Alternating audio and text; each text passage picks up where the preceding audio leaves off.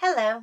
Today we're going to continue to talk about the Duolingo English test. And we're going to focus on what Duolingo calls the C test. But it's more commonly known as fill in the missing letters in words in a passage. I'm Sally and welcome to my channel.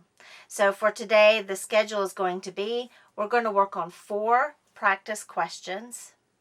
And then I'm going to give you the answers with an explanation. And at the very end of this video, I'm going to give you a few tips and suggestions on how to study or prepare for this type of question. All right, let's get to it. Please pause each slide and allow yourselves 3 minutes to complete each passage. The video only pauses for approximately 10 seconds.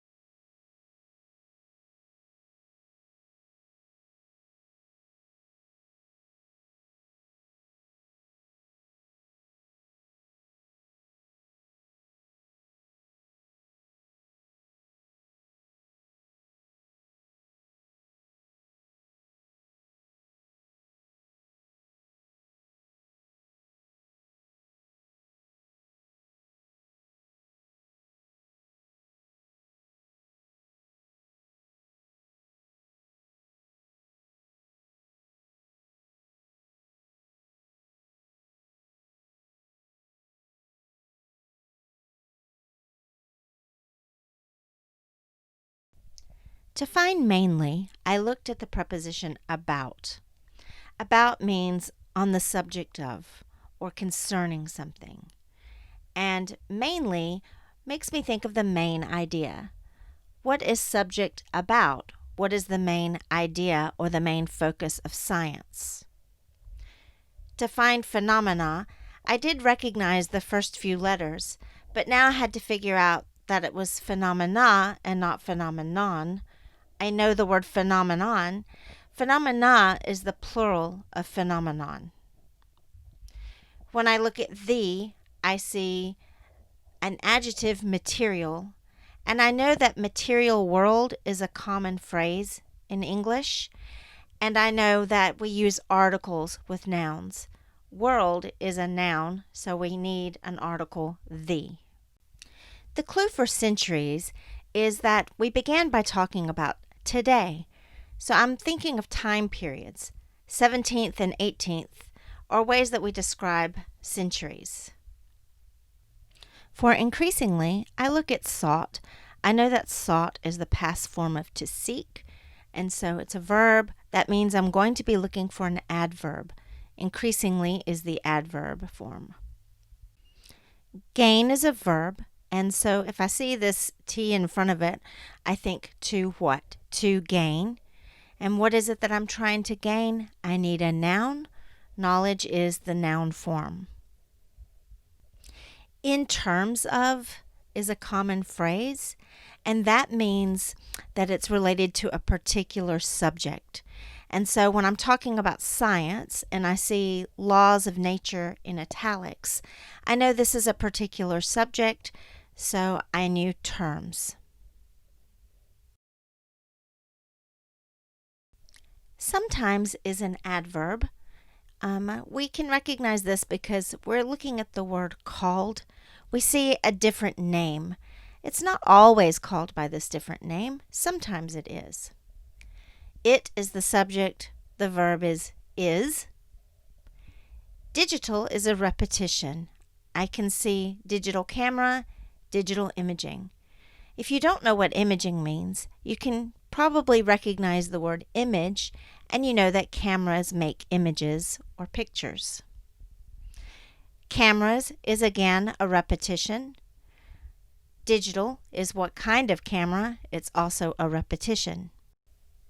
To find has, I look at the subject. The subject is a camera or a digital camera. It has what? What are the parts of a camera? A lens, aperture, and shutter are the parts of a camera, or 3 of the parts of the camera. when I look for picture, picture is one of those words that you just associate with photography and cameras. So that word was already in my mind. I knew it had to be a noun because I have the. The lens makes an image. And for light, light is another one of those words I associate with photography because photography is about capturing light. Okay, this one's a long one, so if you got this one right, congratulations. From is a preposition. People come from different cultures or different places. I'm talking about people, so I think of differences. Cultures is a word that comes into my mind. Different is a repetition. And I know that we're talking about more than one thing. We're talking about clothing. And so I need something that means addition. So I have and. What are differences between cultures? We have cultures, beliefs, customs. These are words that come into my mind when I brainstorm differences between people. WH words are often question words. Who, what, when, where, why. So I want to figure out what we could put here. What type of? That's a common question that we have. Clothing is a repetition. Again, clothing is a repetition. A status symbol is something that someone owns that shows their wealth or their place in society. And we know clothing can do this. People buy expensive clothing to show off their wealth. To project an image of oneself means to show oneself in a particular way. So helps is a word that tells us that clothing is a means to this end.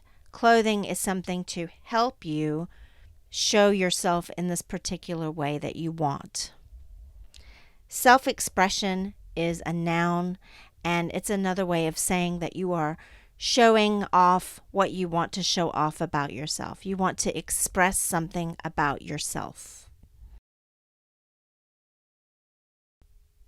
In my opinion, this passage is very difficult. This passage is describing a recipe, and it's very cultural specific to the United States.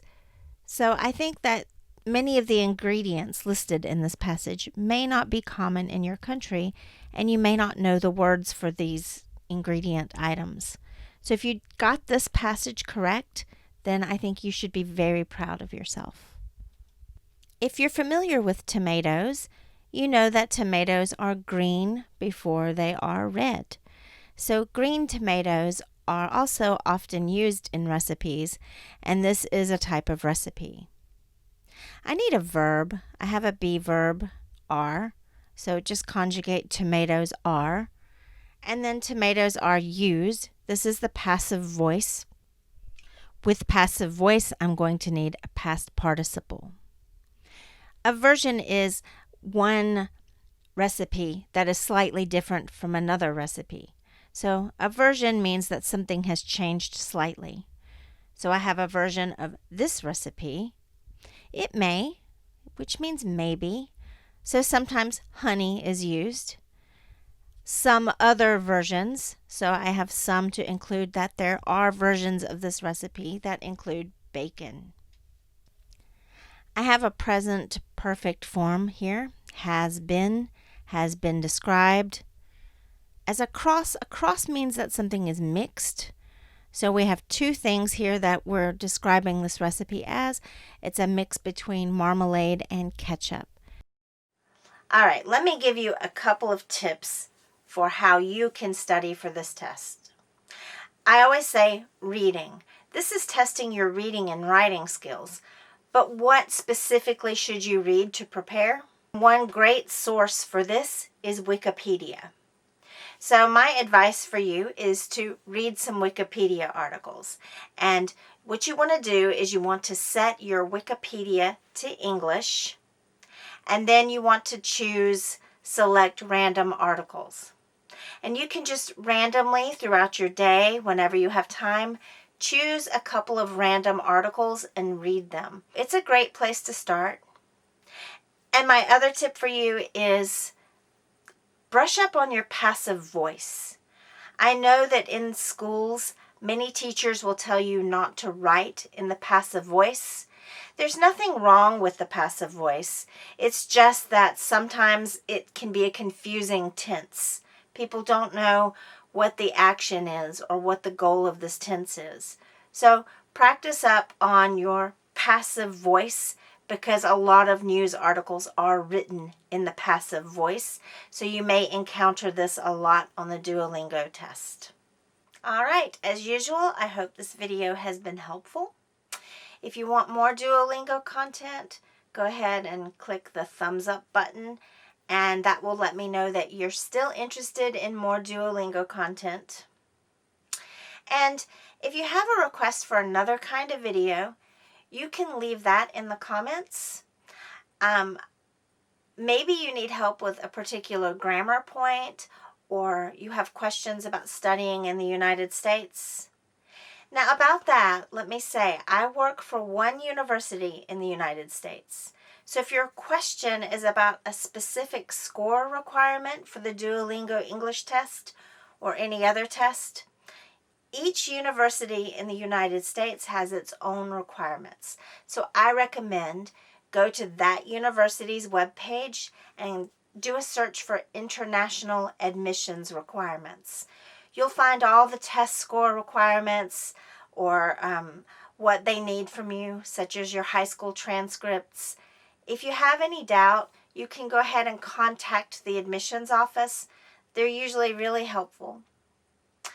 All right, well, I will see you in the next video. Thanks for watching.